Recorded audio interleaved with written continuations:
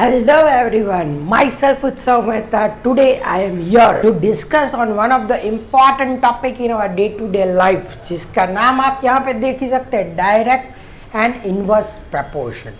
अब ये direct proportion है क्या, इनवर्स प्रपोर्शन क्या है, उसके रिलेशन क्या है, क्यों ये दोनों नाम दिए गए, सभी चीज़ें आपको मैं इस वीडियो में सिखाने वाला हूँ। तो चलिए सबसे पहले समझते हैं डायरेक्ट प्रपोर्शन। प्रपोर्शन का मतलब हम समझते हैं रिलेशन। अब डायरेक्ट प्रपोर्शन मतलब किसी के साथ डायरेक्ट रिलेशन में होना, that is called a direct proportion. वैसे ही इनवर्स प्रपोर्शन मतलब कि किसी के साथ इनवर्स यानी कि दो अलग अलग, या आप कह सकते हैं कि ऑपोजिट में अगर किसी के साथ रिलेशन होता है उसको हम कहते हैं इनवर्स प्रपोर्शन। अब ये रिलेशन का यहाँ पे मैथ्स में किस तरीके से यूज है वो हम समझते हैं। ठीक है, दैट इज वेरी कॉमन। देखिए मैं एग्जांपल लेता हूँ आपको समझाने के लिए व्हाट इज डायरेक्ट प्रपोर्शन और व्हाट इज इनवर्स प्रपोर्शन।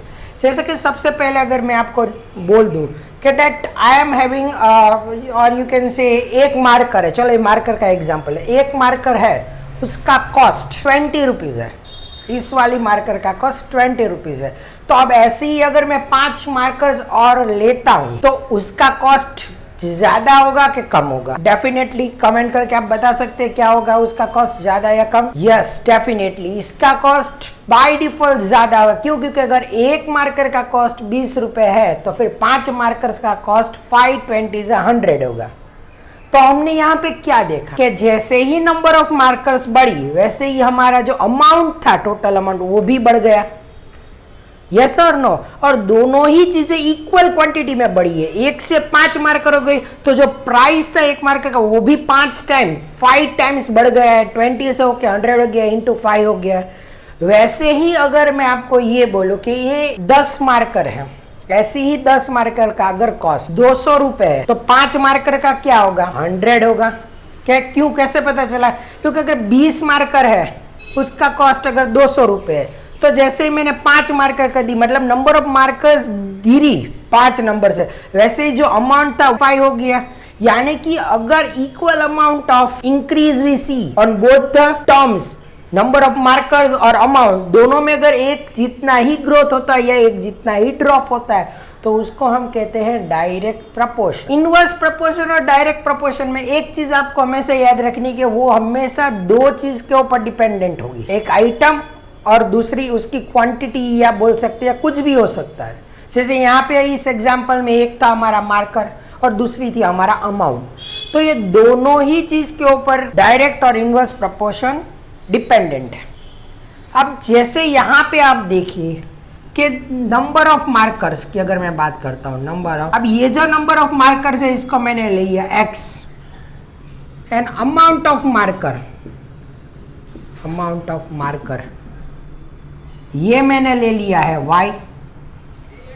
तो क्या हुआ था कि that number of marker is equals to the amount of marker, और अगर ये नंबर ऑफ मार्कर्स को मैं बढ़ाता था तो अमाउंट भी उतने ही टाइम से बढ़ रही थी। यस और नो? या नंबर ऑफ मार्कर्स घट रही थी तो वैसे ही y था वो भी घट रहा था। एग्जाम्पल लिया था ना, एक मार्कर का 20 रुपए है तो फिर 5 मार्कर का जो अमाउंट है वो भी 5 गुना बढ़ जाएगा, मतलब both are increasing simultaneously together you can say. वैसे ही अगर 10 मार्कर का कॉस्ट 200 रुपये था और उसमें से 5 मार्कर लिया तो मैंने उसकी जो है वो डिवाइड बाय 5 किया था मैंने नंबर ऑफ मार्कर्स का, तो अमाउंट को भी हम डिवाइड बाय 5 करेंगे तो हमें आंसर निकल के आ जाएगा। यस और नो? वैसे ही मतलब you are getting the words. जैसे अगर नंबर ऑफ मार्कर्स कम हुई तो वैसे ही ये भी कम हो गया। यस और नो? वैसे ही इसी तरीके से जो भी आप लोग एग्जाम्पल लोगे, जैसे मार्कर थी, कोई भी एग्जाम्पल ले, अगर दोनों ही आपके जो टर्म्स है वो बढ़ रहे या घट रहे, that is called the direct proportion. अब यहाँ पे मैथमेटिकली अगर बुक के हिसाब से देखिए आप तो x और y दोनों इंक्रीज हुए, x और y दोनों ही घटे। यानी कि क्या हमें यहाँ पे देखने को मिला कि x is directly proportion to y। दोनों का रिलेशन डायरेक्ट रिलेशन है ना, कि अगर x बढ़ेगा तो y भी बढ़ेगा और अगर x घटेगा तो y भी घटेगा। यानी कि क्या देखा कि both are directly proportional to each other. तो वैसे ही अगर मेरे पास बहुत सारे नंबर्स हैं ऐसे यहाँ पे, मतलब जैसे कि यही ले लेता हूँ, यही same example, number of markers है x और कॉस्ट है y। एक मार्कर थी तो 20 रुपये, 5 मार्कर था तो कितना हो गया 5 से हम मल्टीप्लाई करेंगे, दैट इज 100। और अगर वैसे ही 10 मार्कर था तो 200 रुपये। तो हमने क्या देखा कि ये x है, ये y है, ये मेरा है फर्स्ट कॉलम, ये मेरा है सेकंड कॉलम, ये मेरा है थर्ड कॉलम, ये है मेरा x की, ये है मेरा y। तो यानी कि अगर ये x है तो x में ये पहले कॉलम पे है तो मतलब x1, और ये y के कॉलम में y है तो उसके पहले कॉलम में तो ये y1। वैसे ही ये x2 हो जाएगा, ये y2 हो जाएगा, वैसे ही ये x3 हो जाएगा, ये y3 हो जाएगा। तो अगर मैं इसको ऐसे लिखता हूँ x1 upon y1 equals to 1/20, वैसे ही मैं यहाँ पे लिखता हूँ x2 upon y2 that is 5/100। और अगर मैं इसको लोवेस्ट फॉर्म में, अभी नहीं, चलो रुको, ऐसे ही मैं लिख देता हूँ x3 upon y3 which is equals to 10/200। अब x1 अगर y1 देखे तो ये तो लोवेस्ट फॉर्म में, इसको तो हम कट नहीं कर सकते, पर अगर मैं x2 और y2 देखूं तो ये 5 और 100 दोनों कट हो सकते, दोनों ही 5 के टेबल में गए, 5 1 जा 5 20 जा, तो क्या हमें मिला 1/20, 1 जा 2 जा 10 2 जा 20, 0 बैक साइड मतलब 1/20। तो हमने यहाँ पे क्या देखा कि अगर कोई भी क्वेश्चन अगर आपका डायरेक्ट प्रपोर्शन में होगा तो जब भी हम उसको लोवेस्ट फॉर्म में चेंज करेंगे तो हमारा आंसर, लोवेस्ट फॉर्म का आंसर हमेशा सेम होगा। देखिए यहाँ पे ये तो लोवेस्ट फॉर्म में ही है तो x1 y1 1/20, x2 y2 भी जब लोवेस्ट फॉर्म में किया तो 1/20 निकल के आएगा। वैसे ही अगर x3 y3 करता हूँ वो भी 1/20 आएगी। यानी कि हमें यहाँ से क्या देखा, that x1 upon y1 is equals to x2 upon y2 that is also equals to x3 upon y3। और ये तीनों की तीनों वैल्यू क्यों सेम हुई, बिकॉज ये क्वेश्चन डायरेक्ट प्रपोर्शन का है, मतलब कि तीनों की तीनों वैल्यू है, उसका आंसर हमें सेम आया, जिसको हम k के साथ डिनोट करेंगे। कांस्टेंट आंसर आया हमें, तीनों का आंसर क्या है कांस्टेंट, k मीन्स क्या कांस्टेंट, यानी कि हमें तीनों के तीनों x1 y1 x2 y2 x3 y3 तीनों के तीनों फ्रैक्शन का जब हमने लोवेस्ट फॉर्म किया तो आंसर सेम निकल के आया, मतलब कि उनका आंसर रहा constant through out the question, जिसको हमने k के साथ रिप्रेजेंट कर दिया। इसीलिए तो आपकी बुक में जहाँ पे डायरेक्ट प्रपोर्शन लिखा गया वहाँ पे एक चीज़ लिखी होगी, that x1 upon y1 is equals to k constant, x1 upon y1 is equals to k, k means constant. ये आपकी बुक में लिखा होगा that x1 upon y1 is equals to k। तो आई होप कि आपको ये समझ में आ गया कि डायरेक्ट प्रपोर्शन किस तरीके से काम करता है। बिल्कुल, हम इनवर्स प्रपोर्शन भी सीखेंगे, फिर आगे के जितने भी वीडियो होंगे वहाँ पे मैं आप लोगों को, क्योंकि ये पूरी एक सीरीज होने वाली है, यहाँ पे मतलब बहुत सारे पार्ट्स होने वाले इस चैप्टर के, तो मैं यहाँ पे आपको एक्सप्लेनेशन से लेके एग्जाम्पल से लेके क्वेश्चंस सब कुछ मैं इसमें आपको कवर करवाने वाला हूँ, और बहुत सारे टाइप के क्वेश्चंस भी मैं आपको कवर करवाने वाला हूँ। तो ये पूरे जितने भी अपकमिंग वीडियो होगी वो भी आपको देखना है। तो चलिए बढ़ते हैं इनवर्स प्रपोर्शन को समझने के लिए। चलिए तो अब हम समझते हैं इनवर्स प्रपोर्शन। डायरेक्ट प्रपोर्शन में तो हमने देखा कि x और y यानी कि दोनों ही जो ऑब्जेक्ट्स थे या दोनों ही जो सब्जेक्ट थे, आप भेज सकते, दोनों भी जो चीजें थी वो दोनों एक साथ बढ़ रही थी या घट रही थी। अब इनवर्स प्रपोर्शन जैसे मैंने आपको समझाया कि दोनों का रिलेशन ऑपोजिट होगा, ऑपोजिट में। अब इसका बेस्ट एग्जांपल मैं आपके सामने रखता हूँ, जैसे कोई भी अगर बिल्डिंग बन रही है आपके घर के आजू बाजू में और उस बिल्डिंग को कंस्ट्रक्ट कर रहे हैं कुछ 5 मजदूर। अब वो 5 मजदूर एक पूरे बिल्डिंग को या जो भी घर है आपके लो या कोई भी कंस्ट्रक्शन साइड है उसको अगर कंप्लीट करने के लिए वो लोग ले रहे हैं 2 महीने। अब इमेजिन करिए अगर उसी जगह पे मैं नंबर ऑफ वर्कर्स बढ़ा देता हूँ, if I increase the number of workers from 5 to 10, 5 से लेके 10 कर देता हूँ। अब आप ही मुझे बताइए कमेंट में जल्दी से कि अगर नंबर ऑफ वर्कर्स बढ़ेंगे उस साइट पे, कंस्ट्रक्शन साइट पे, तो टाइम कम लगेगा कि ज़्यादा लगेगा? फटाफट कमेंट करके मुझे बताइए कि क्या टाइम ज्यादा लगेगा कि कम लगेगा। बिल्कुल टाइम कम लगेगा। क्यों? क्योंकि एक काम करने के लिए अगर 5 लोग काम करेंगे और वहीं पे अगर 10 लोग काम करेंगे तो जो टाइम होगा वो कम लगेगा। आपने बहुत सी बार देखा है, जैसे कि आप लोग कहीं पे प्रोजेक्ट वगैरह कुछ करते हो, तो अगर 2 लोग प्रोजेक्ट करेंगे और 5 लोग करेंगे तो जो चीजें है वो डिवाइड हो जाएगी 5 के बीच में और टाइम कम लगेगा। वैसे भी यहाँ पे अगर नंबर ऑफ वर्कर्स बढ़ेंगे तो टाइम हमारा घटेगा। तो हमने क्या देखा है, यहाँ पे है नंबर ऑफ वर्कर्स इस हैंड पे और यहाँ पे है टाइम।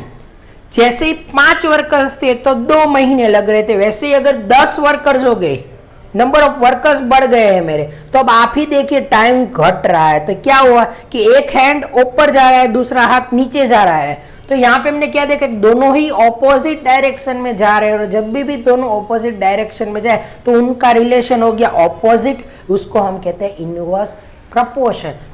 बहुत ही कॉमन है, आप मुझे कमेंट करके बताएं अगर 5 वर्कर है वो 2 महीने लगेंगे अगर काम को कंप्लीट करने में, तो 10 वर्कर्स आ जाएंगे तो कितने महीने में वो लोग इस टास्क को कंप्लीट कर पाएंगे। फटाफट कमेंट करके मुझे बताइए कि कितना टाइम में ये 10 वर्कर उस कंस्ट्रक्शन साइट को कंप्लीट करेंगे। तो चलिए बढ़ते हैं। यहाँ पे हमने क्या देखा कि नंबर ऑफ वर्कर्स को हमने ले लिया x, time taken, time taken ही लेते हैं, उसको हमने ले लिया y। तो हमने यहाँ पे क्या देखा कि अगर x बढ़ा, नंबर ऑफ वर्कर्स बढ़े, तो जो y है टाइम टेकन वो घट गया, मतलब दोनों ही ऑपोजिट डायरेक्शन में जा रहे हैं, तो इसको हम कहते हैं इनवर्स प्रपोर्शन। अब जैसे डायरेक्ट प्रपोर्शन में तो मैंने आपको समझा दिया था, क्या था डायरेक्ट प्रपोर्शन में कि x upon Y, x is directly proportion to y, मैंने आपको समझाया था। अब यहाँ पे दोनों इनवर्सली प्रपोर्शन, एक बढ़ रहा है तो घट रहा है, मतलब x is inversely proportional to y। या आप ऐसे भी कह सकते हो कि x is directly proportional to 1 upon y। ये चीज कि x अगर बढ़ेगा तो y घटेगा, वो दोनों ऑपोजिट में है। तो यहीं से आपके टेक्स्ट बुक में कहा गया कि x into Y equals to K constant होंगे। अब क्यों ऐसा कहा गया है, चलिए तो फिर देखते हैं कि क्यों इस तरीके से चीज़ों को कहा गया है। अब यहाँ पे वही वैसा ही एक मैं टेबल बनाने वाला आपके लिए, ताकि आपको बहुत इजीली समझ में आए कि ऐसा क्यों हो या x into Y equals to K क्यों कहा गया है। अब देखिए ये मेरा बॉक्स है, ये मेरा नंबर ऑफ वर्कर्स है, ये मेरा टाइम टेकन है, ये है मेरा पहला कॉलम, ये है मेरा दूसरा कॉलम। वही चीज़ है, 5 वर्कर्स थे तो 2 मंथ लग रहे थे, राइट। दूसरा एग्जाम्पल लेते हैं, नहीं तो फिर आप लोग कमेंट में उसका आंसर आसानी से बता पाओगे। चलो अब यहाँ पे लेते हैं फॉर एग्जाम्पल कि 10 वर्कर्स हैं, उनको लगता है for example let us take it 6 month. 10 workers 6 month लेते हैं एक वर्क को कंप्लीट करने के लिए। वैसे अगर 20 वर्कर्स हो जाएंगे तो उसको 3 महीने लगेंगे, 3 महीने लग रहे हैं ऐसे बोल देते हैं अभी। तो अब आप देखिए मैंने यहाँ पे क्या लिखा है कि x into Y equals to K, यानी कि ये है मेरा x1, ये है मेरा y1, ये है मेरा x2, ये है मेरा y2।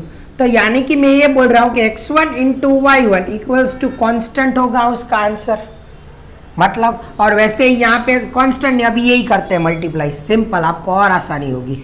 तो x2 अपॉन y2 करेंगे, क्योंकि यहाँ पे x into Y equals to K लिखा है। x1 क्या है मेरा 10 इंटू y2 क्या है मेरा 6 विच इज इक्वल्स टू 60, हमारी वैल्यू निकल के।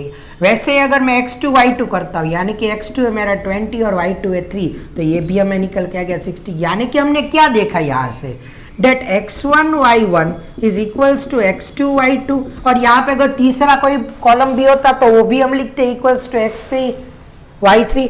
तो यहाँ पे हमने क्या देखा, दोनों की वैल्यू सेम है, इसलिए यहाँ पे आया that x into Y equals to K and K is constant. समझ में आ रहा है क्या मैं बोल रहा हूँ कि यहाँ पे ये क्यों हुआ, क्योंकि x is directly proportional to 1 upon y। या आप ये भी कह सकते हो कि x is inversely proportional to y, इसलिए क्योंकि x, अगर x बढ़ रहा है तो y घट रहा है। यानी कि बहुत ही सिंपल है यहाँ पे समझना कि अगर डायरेक्ट प्रपोर्शन है यानी कि दोनों ही x और y की वैल्यू साथ में बढ़ेगी या साथ में घटेगी, या फिर अगर इन्वर्सली प्रोपोर्शनल है तो x की वैल्यू बढ़ेगी तो y की वैल्यू घटेगी, या y बढ़ेगा तो x घटेगा, मतलब दोनों अपोजिट डायरेक्शन में जाएंगे, इसलिए उसको हम कहते हैं इन्वर्स प्रोपोर्शन। बट यहाँ पे एक चीज़ आपको समझनी होगी, बहुत इंपॉर्टेंट। जैसे मैंने आपको कह दिया कि दोनों चीज़ बढ़ेगी या दोनों चीज़ साथ में घटेगी तो वो डायरेक्ट प्रपोर्शन है, बट उसमें एक वर्ड था, जितने टाइम से ये बढ़ेगी उतने ही टाइम से ये भी बढ़ेगा, मतलब both are going to increase simultaneously. अब कोई कोई एग्जाम्पल में या क्वेश्चंस में ये भी होगा कि x तो पूरा इंक्रीज होगा, बट वैसे ही अगर y इंक्रीज हो रहा है बट उतना नहीं हो रहा है जितना x हो रहा है, तो फिर वो आपका डायरेक्ट प्रपोर्शन नहीं कहलाएगा। उसका बेस्ट एग्जाम्पल मैं आपको देता हूँ, द चार्जेस ऑफ पार्किंग। जो आप पेड पार्किंग में गाड़ियाँ रखते तो 1 घंटे का फॉर एग्जांपल 20 रुपये है, फिर 2 घंटे का 35 रुपये है, तो 3 घंटे का अगर वो लोग अगर कैलकुलेट करते 50 रुपीज़ बोल दिया, तो क्या हमने देखा कि अगर 1 घंटे का 20 रुपये है तो 2 घंटे का 40 रुपये होना चाहिए। That is called no equal amount of increase on X and Y both.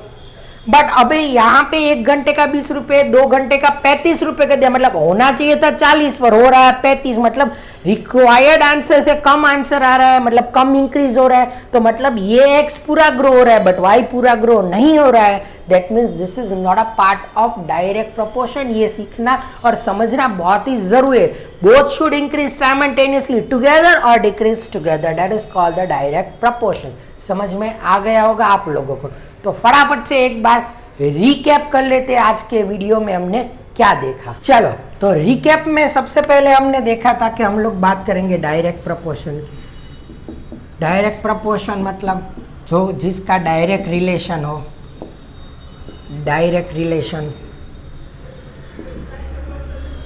अब जब भी हम डायरेक्ट रिलेशन की अगर बात करेंगे,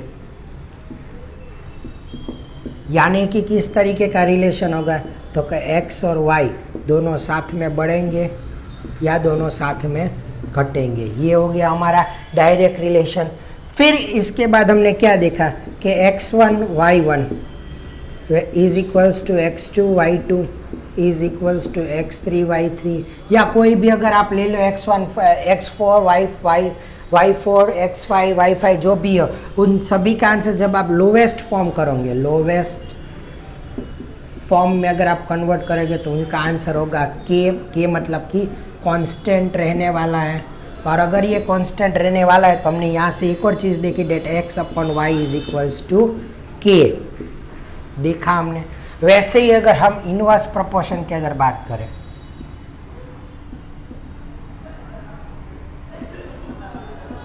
तो इनवर्स प्रोपोर्शन में बहुत ही सिंपल हमने चीज़ों को देखी है कि यहाँ पे जो रिलेशन होगा वो ऑपोजिट रिलेशन होगा।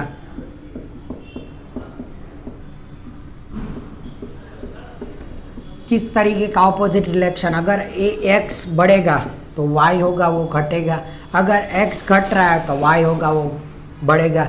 यानी कि x1 y1 is equals to x2 y2 is equals to x3 y3, यानी कि और जितने भी हो x4 y4 कुछ भी हो, उन सभी का आंसर हमें क्या आएगा, के मीन्स कांस्टेंट आएगा उनका आंसर। तो यहाँ से एक बहुत ही सिंपल चीज़ निकल के आ गई क्या, कि x into Y equals to k, x into Y equals to k. ये क्यों आया यहाँ पे, क्योंकि डायरेक्ट प्रोपोर्शन में मैं देखा था कि x is directly proportion to y था, और ये क्यों आया, क्योंकि यहाँ पे हमें पता था x is inversely proportional to y, यानी कि x इंटू वाई, यानी कि x into Y is equals to constant. और यहाँ पे हमने देखा था कि x upon Y equals to constant. तो ये बहुत ही सिंपल चीज़ें हैं, यहाँ पे हमने देखी थी दोनों का एग्जाम्पल लेके। तो आई होप कि आपको डायरेक्ट और इनवर्स प्रोपोर्शनल बहुत ही आसानी से समझ में आ गया होगा। तो अगले वीडियो में हम इसके ऊपर क्वेश्चंस लेने वाले हैं। सबसे पहले हम क्वेश्चंस लेंगे डायरेक्ट के ऊपर, फिर लेंगे इनवर्स के ऊपर, फिर उसी टाइप से हम लोग क्वेश्चंस को लेते जाएंगे और हमारे इस चैप्टर को आगे बढ़ाते जाएंगे। तो आई होप आपको ये वीडियोस में बहुत ही मज़ा आया है। तो आप अपने फीलिंग्स, क्वेश्चंस कुछ भी अगर आप के पास और आपके दिमाग में हो तो कमेंट करके ज़रूर से मुझे बताइएगा। और अगर आपको ये वीडियो इन्फॉर्मेटिव लगा तो लाइक करना ना भूलिएगा। Thank you everyone, have a nice day.